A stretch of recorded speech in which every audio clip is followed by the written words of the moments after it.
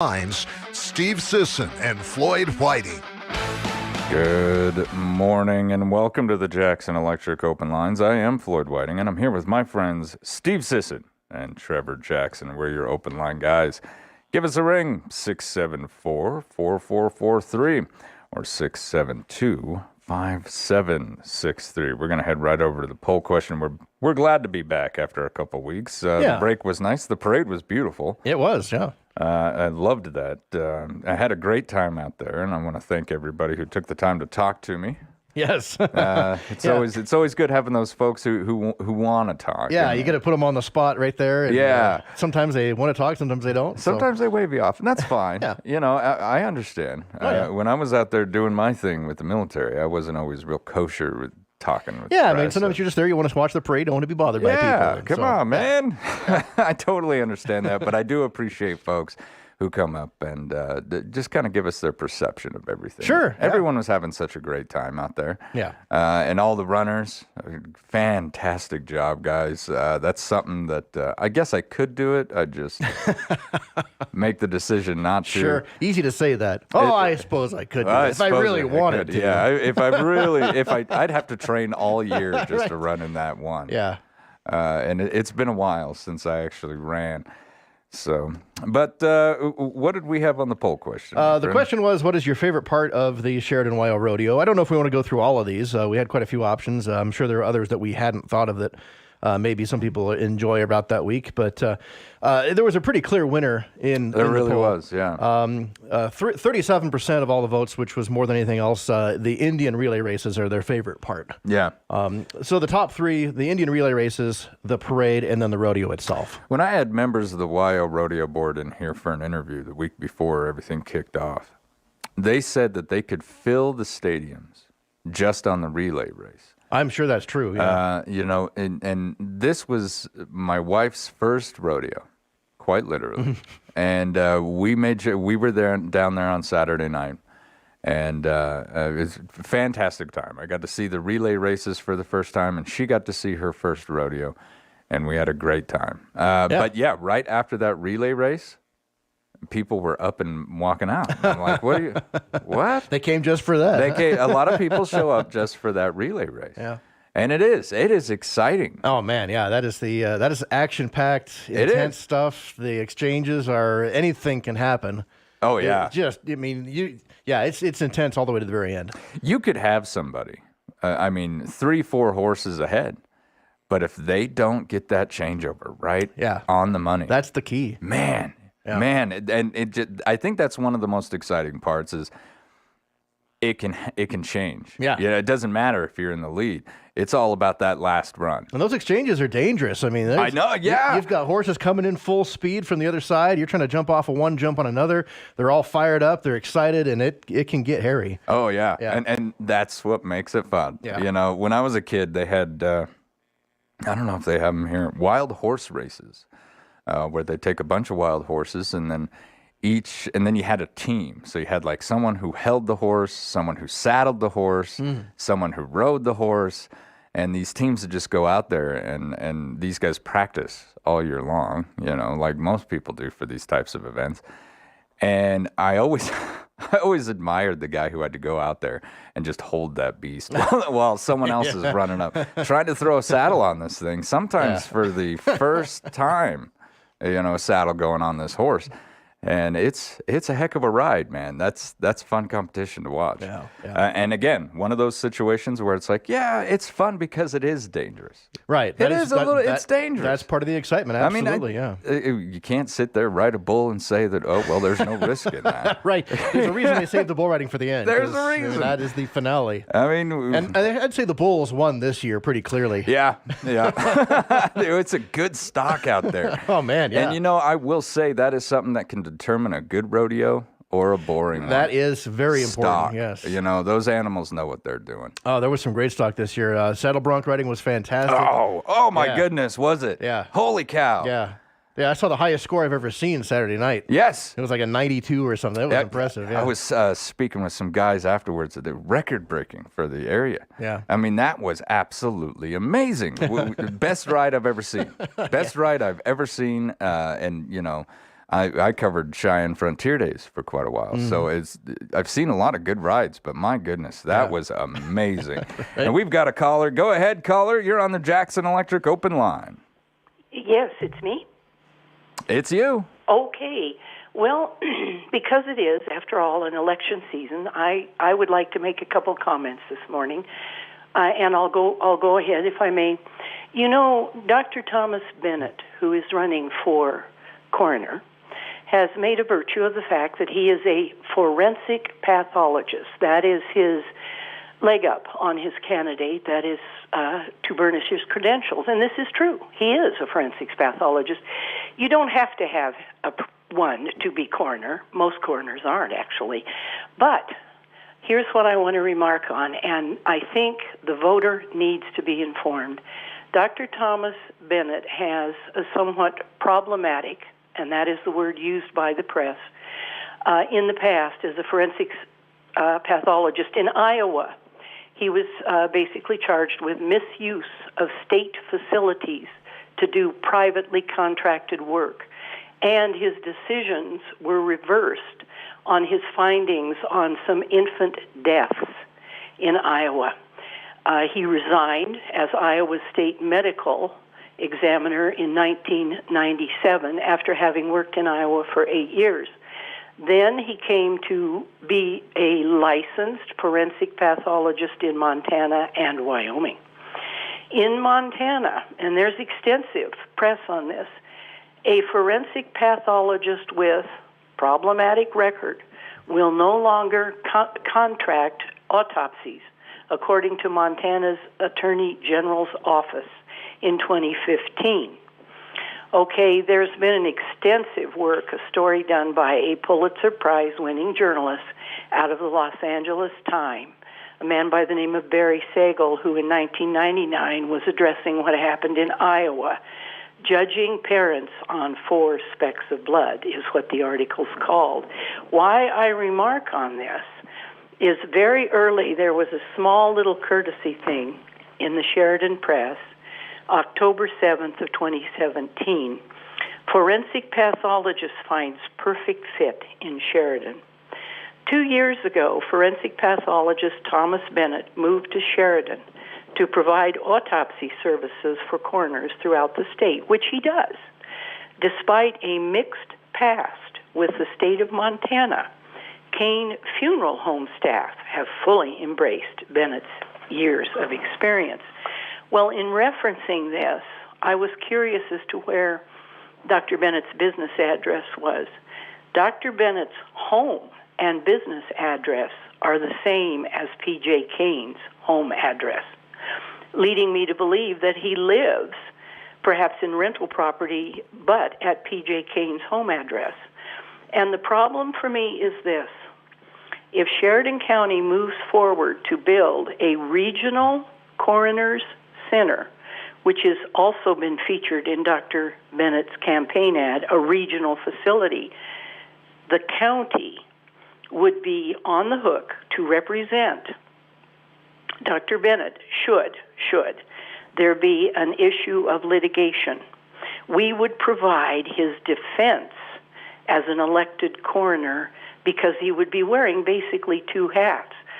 Coroners decide whether or not a forensics autopsy is needed, but if he also did the forensics autopsy, it doesn't sound to me like it's a good combination. But what I really would like to urge voters to do, all you have to do, Thomas L. Bennett, forensic pathologist, and there was an issue in Oklahoma regarding Dr. Bennett. And so without going into great detail, just do a little bit of homework, look it up, then make your decision. I don't know that it's such a good thing that an elected coroner would be your forensics pathologist. I think it might be a mistake.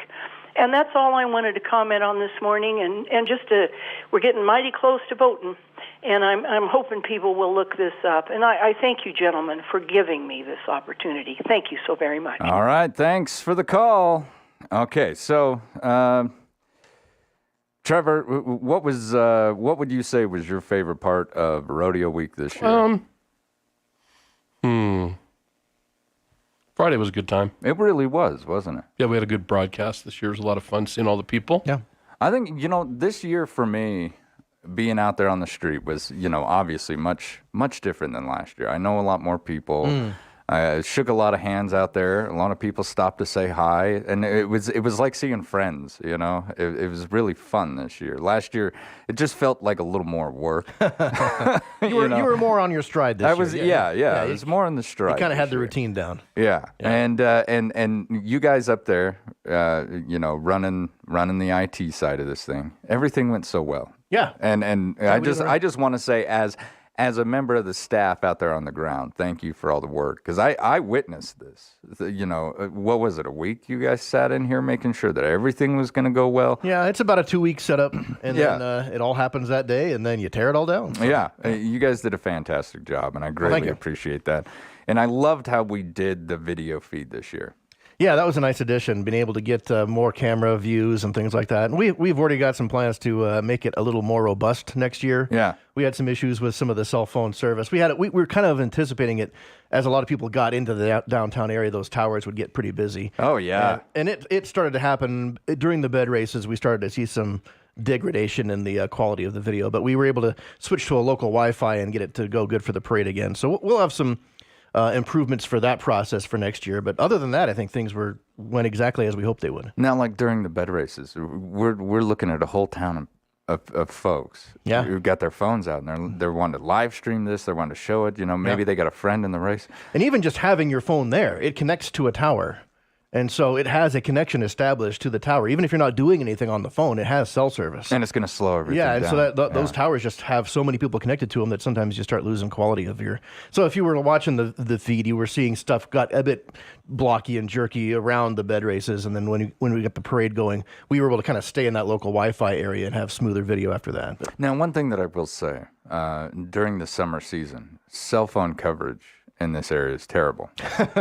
There's some spots where it's not good anyway. I mean, you go downtown, you try to look up like the location of a store or something, just standing out there on the street, and it takes 5 minutes for the page to come up. What the heck? Try the fairgrounds. Oh, man. That's brutal. It's terrible. We need some more towers out here or something. I mean, especially during Rodeo Week when you have that many people just in town. Yeah. Even if they're not right in the area, they're in town connected to a tower somewhere. So. How many people are snapping pictures with their phones at the performance? Yeah, mm-hmm. Absolutely. Yeah. Not just a couple. Oh, yeah. A large number of phones are busy during the... And live streaming video, Sure. And then we've got the kids with their TikToks, and they're doing everything that, I told you not to TikTok at the rodeo. Come on, Floyd. If you're not going to TikTok there, where are you going to TikTok? Right? Yeah. Rodeo's the perfect time. Bust out the TikTok. That's something I haven't gotten into yet. I don't know. It is so cool that we have such a week leading up to a rodeo, because there are some communities where the rodeo is not that big of a deal, but here it is the event of the year. In Lincoln County where I grew up, it's more about like the fair. Yeah. Because they do it all in conjunction with each other. So you got the Lincoln County Fair going on, you got the carnival that comes into town, and then you got the rodeo at night. Mm-hmm. And then usually they end up getting a pretty good performer over there, for the area. Mm-hmm. John Michael Montgomery's played over there. A lot of folks played over there. Mm-hmm. So, a decent performance at night, but you've got all kinds of fun little things that you can do. And I can remember being a kid and like entering stuff for 4-H, really young. Mm-hmm. And then you got to walk through all the displays, and you walk through all the work that everyone's done all year long. And that was just kind of part of it. And I thought that's how everybody ran a carnival and a fair. Yeah. You go to the fair, look at the animals, look at the crafts, look at the baking, look at the quilts during the day.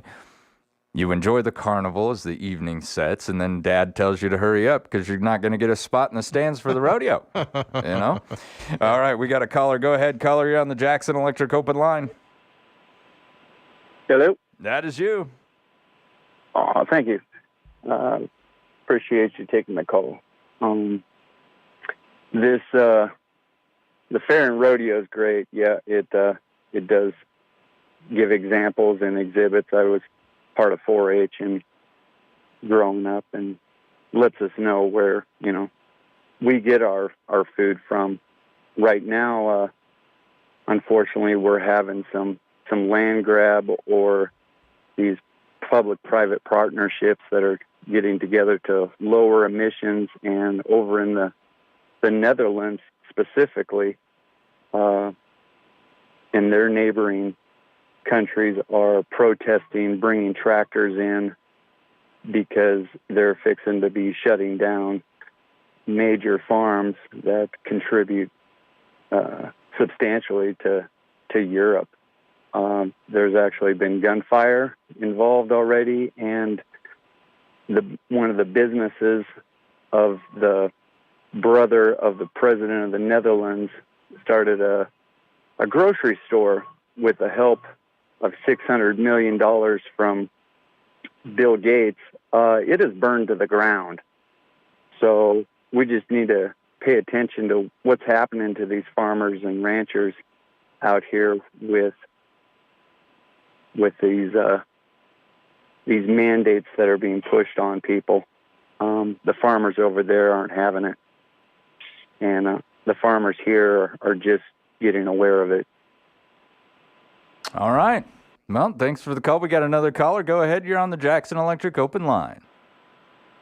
Good morning. Morning. I just wanted to call in and voice my appreciation to City Council for their vote to let that locomotive remain where it's always been. And I think that's probably the real reason that it should always remain, or the real reason it should always remain where it's been, is because that's where the vast majority of the citizens of Sheridan want it to be. The other thing I'd like to mention is the trolley, the 115.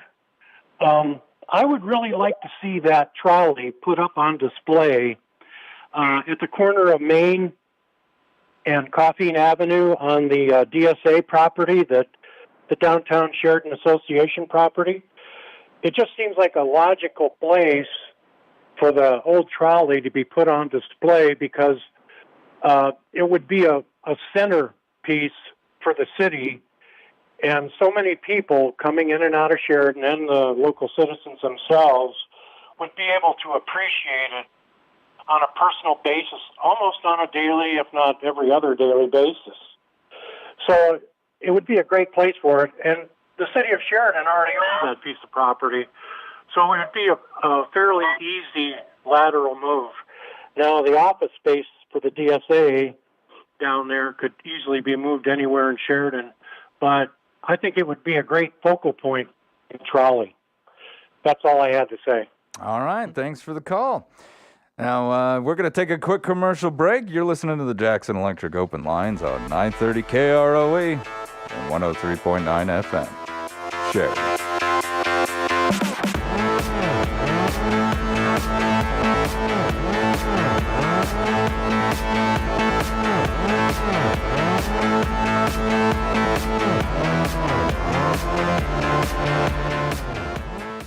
From the simplest to the most complex electrical applications, Jackson Electric has the knowledge, experience, and reputation to meet and exceed any electrical need or equipment. Jackson Electric expertise even includes phone systems, data systems, LED lighting systems, fire alarm systems, and irrigation systems, residential, commercial, industrial, agricultural. If it has anything to do with electricity, anything at all, Jackson Electric does it. 1851 North Main in Sheridan. The election boundaries have been redrawn to comply with 2022 legislation, and these changes may have affected your voting precinct, polling place, House and Senate districts, or school district. If you received a blue card in the mail, please check it for changes that have affected you. If you have moved or have questions, don't wait until the August 16th primary election to ask. Call the Sheridan County Election Office today at 674-2515. That's 674-2515, or email elections@SheridanCountyWY.gov. Remember that kid that kept falling down the well and had to be constantly rescued by their collie dog? Well, if that family had just called 307 Wildcat Well Service, that old well would be a pipe and a pump. 307 Wildcat Well Service is a local company that specializes in locating water, drilling and pumps, residential or ranch, repair or service. So for water wells and all that goes with them, just Google 307 Wildcat Well Service and you too will have cool, clean water. Water. Remember when your dad used to yell through the bathroom door, "Hey in there, did you fall in?" Well, if you actually did fall in, then you might need the calming, health-giving effects you can only get from the Health Nut. Aisle after aisle of supplements, vitamins and minerals, an all-natural soup, salad, and smoothie bar, as well as a health food grocery and gift shop. So get good with the world. Be happy when you get healthy. And that starts at the Health Nut in Sheridan's 5th Street Mall. Hey Sheridan, it's Roger from the Sports Stop, and I'd like you to join me in saying happy 45th birthday to the Sports Stop. To say thank you, we're giving away door prizes and having a great sale all month long.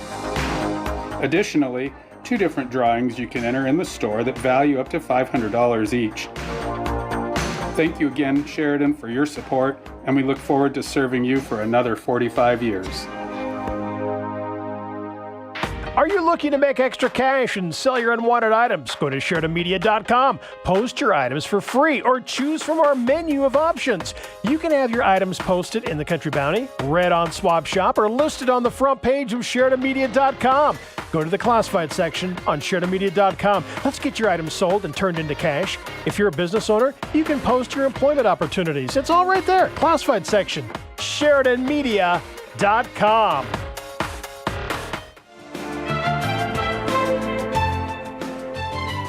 Good morning. It is Friday. It is, It feels like a Friday. Maybe it's just because we had such a great week. Yeah. You know what I mean? Like a real nice busy week, and then we got back to work here. For me, July just flies by because you've got the 4th of July at the beginning, you get rodeo week after that, and by that time you're halfway through the week or through the month or even further. Well, God, you're playing gigs all summer long my too, bands buddy. are busy. Yeah, every weekend we're doing something. So I can't believe it's already almost the end of July. Yeah, the summer's flying by here. It's like the 4th of July, then the rodeo, and it's like, and what I do is I jumped ahead to August 8th. Monday, August 8th. That's not very far away. No, it's not. That's the opening day of high school football for Sheridan. Oh, yeah, here comes your season, brother. Yeah, that's when reality sets August in. August 8th. Yep. So we got baseball tournaments, and then next thing you know, it's football. Yeah. We'll have 2 baseball tournaments next week that we'll have teams participating in. One of them, of course, is here, and then football season. You know, and this is how you're talking to like career guys. Our time, our schedule is all based around when the live broadcast. When we gotta we got that, and then we're gonna go cover that over here. We're gonna jump on this one, and when it comes to like hometown news, and now hometown news is much different than like covering national events, right? Very, yes. I mean, it's very, very different, and I was given. I came out of college this last time, and that's what you want when you come out of college. You're like, I want to cover these big, breaking stories on the national level. Man, let them have it. Maybe it's just my age. I don't know. But I was like, let them have that. I want to work in like a nice small town newspaper type of situation. And that's what I got. And I was given a fantastic lesson on hometown journalism by a woman by the name, she was my editor, Jennifer Burden, and she's over there in Buffalo. An amazing woman, super intelligent, and she knows her craft. She knows it very well. And so after learning, and picking up tips and hints from her, and then seeing how national coverage is used, I guess you could say, by certain individuals. Sure. Boy, I'm here to tell you, folks, listen to your local stations. Yeah. Go pick up your local newspapers. Get your news from there. Everything you need to know is right there. Now I'm not telling people that we cover every single thing. Well, some things are important to some people. Right. Other things are important. But like, you want good news, you want that kind of stuff, because I hear people calling for it all the time. This is where you're going to find it. Hometown news. Yeah. And that's the news that really affects you.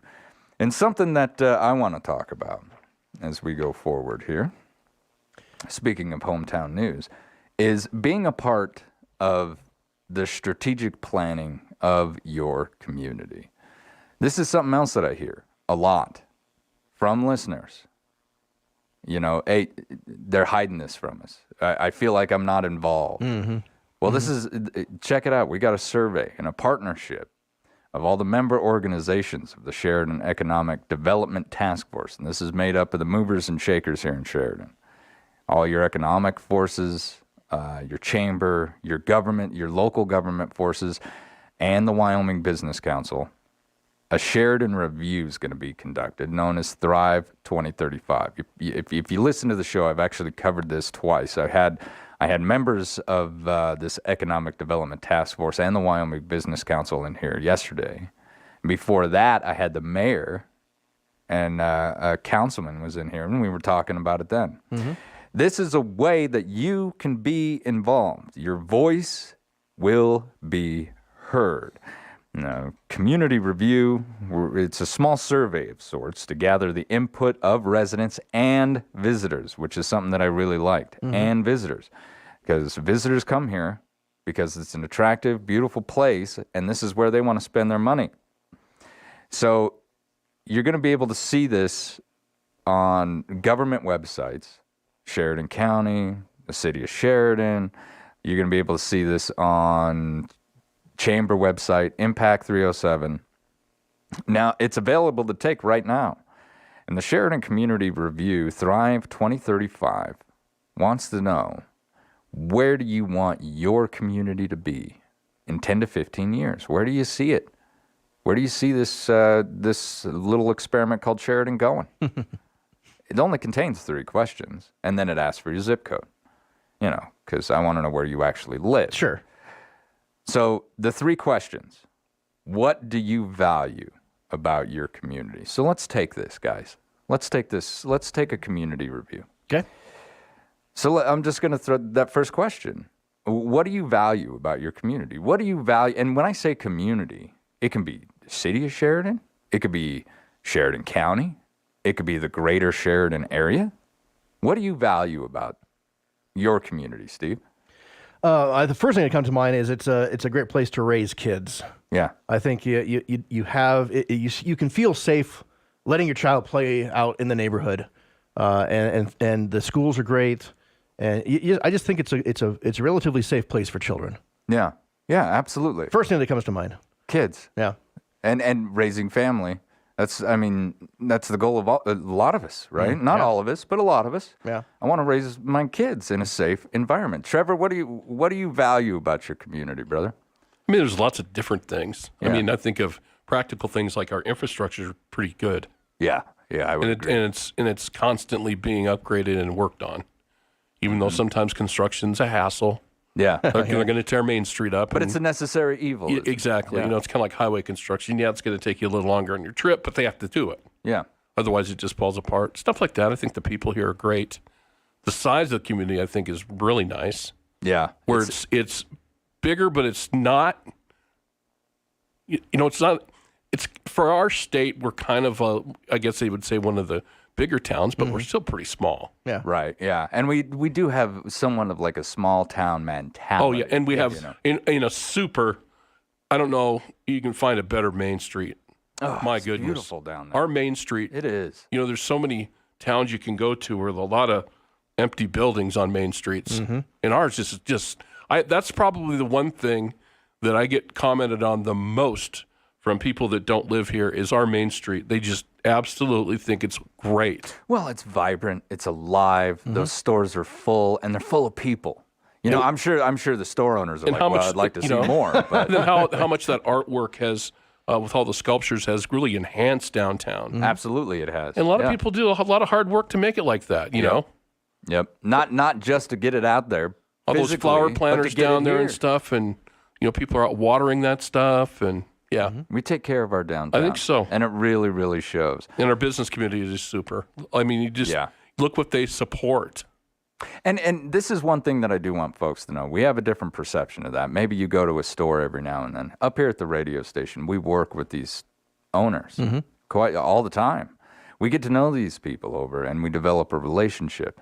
And we see where they put their effort, and we see where they put their money. Yep.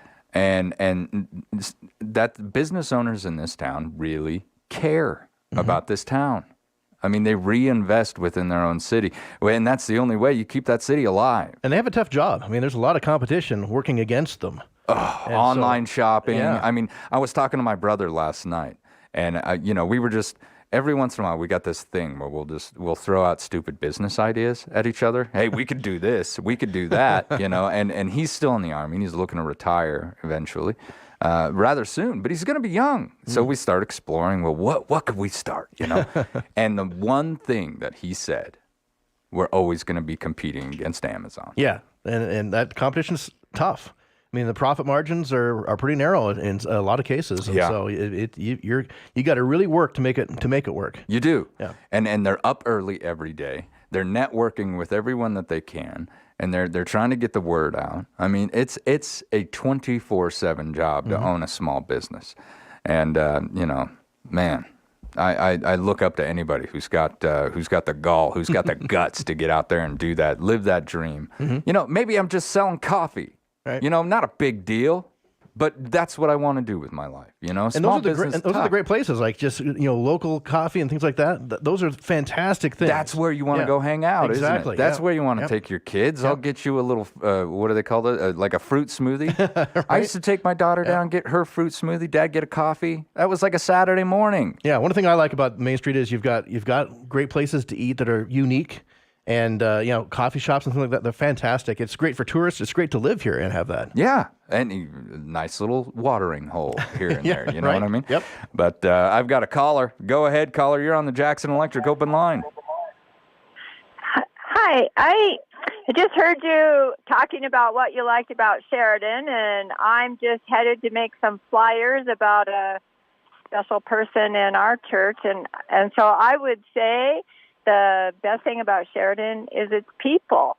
Yeah. And in that vein, as long as you've got time, I just thought I'd invite the community. We're having a community celebration for Doug and Marcy Goodwin on August 17th from 5 to 7. For all the years Doug has ministered in the community, he helped start the Lunch Together program. I know he was involved in the community shelter we had, and just many things over the years, and he's touched a lot of people's lives. So just want to throw that out, that we're having a celebration at the First Christian Church on August 17th for everybody in the community to come and share some food and wish Marcy and Doug well.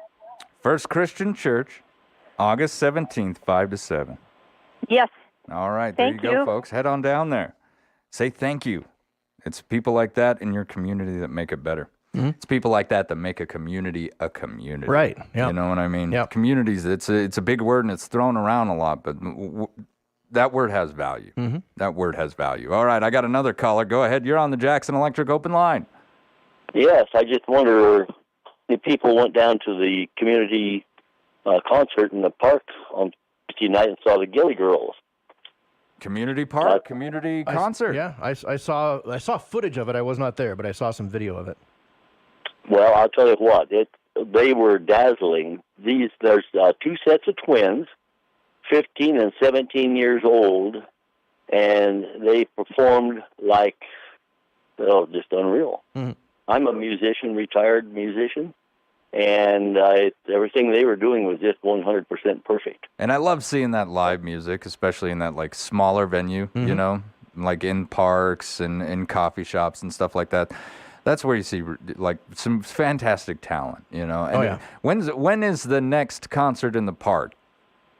It's usually every Tuesday. Every Tuesday. All right. So Tuesday, 7:30, you said?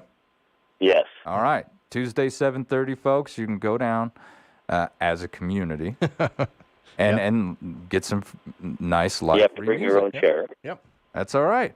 Sometimes you just want to sit in the grass. Yeah, Blanket chair. Blanket chair. Ice Right on cream the grass. stand. Yep.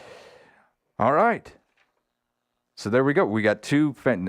We start talking about community, and here it is. I love it. All right. Well, I'm going to take a quick commercial break. When we come back, we're going to answer some more of these questions here, folks. This is the Jackson Electric Open Lines on 930 KROE, 103.9 FM, Sheridan. Call Jackson Electric and you'll see the light. Maybe it's as simple as adding an extra outlet. Maybe it's as detailed as wiring an industrial building. Maybe it's high-efficiency LED lighting or fire alarm system or phone system installation and repair. Maybe it's data system wiring, irrigation wiring, or electric motor sales and repair. Commercial, residential, industrial, agriculture, above ground, below ground. Call Jackson Electric and you'll see the light. 1851 North Main in Sheridan. Parker Mellinger can make your life easier with our payroll preparation, accounting, and tax services. Our fixed price agreement is set according to your needs and features unlimited phone calls and meetings for one monthly fee. Choose only the services you need, and we will tailor them to fit your business. Call today to see how we can provide you with cost-effective solutions.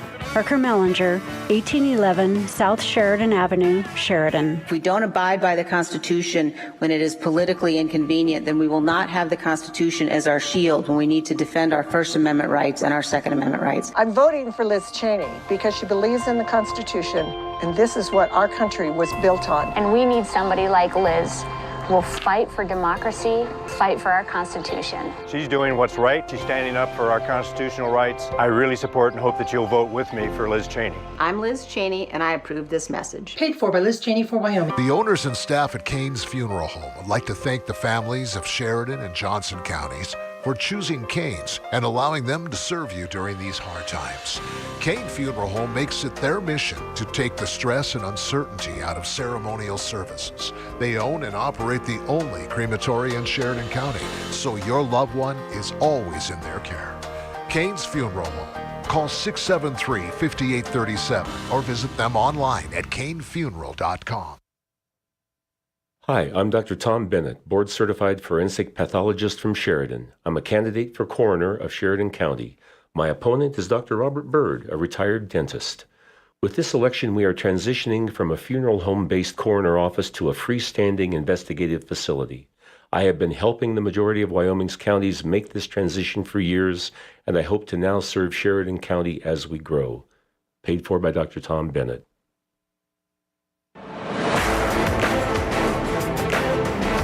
Good morning and welcome back to Public Pulse. This is the Jackson Electric Open Lines. That it is. See, I get. The live stream says Public Pulse on it though, so you can say it does. That. And that's what I was looking at. I'm staring at that thing, and then all of a sudden I'm saying it too. I was going to say, one of the things we've done a lot more this year at Sheridan Media is live streaming things. We're going to be live streaming the baseball tournaments. We're going to be live streaming the fair and more to come, more football. Sheridan Media growing up, baby. We're jumping into the live stream world.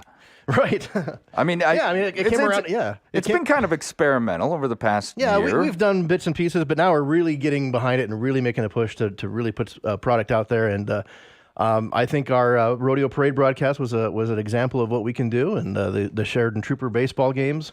Lots to come. And I just want to say those videos that you guys put up, kind of highlighting those things. I've watched those. You guys are doing a fantastic job in there, brother. Thank you.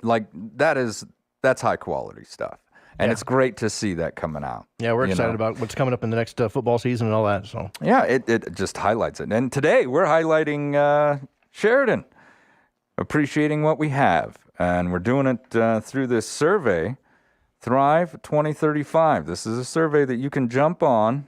Multiple websites, and you can take this, and we're looking for information here, folks. There's only 3 questions. It's not going to take a whole lot of your time, and you can be a part of the strategic planning. We've done a third of it already right here. Yeah. Strategic planning of tomorrow, and if I'm going to get through it, I better get through it. Now, I also have another caller real quick. Go ahead, caller. You're on the Jackson Electric Open Line.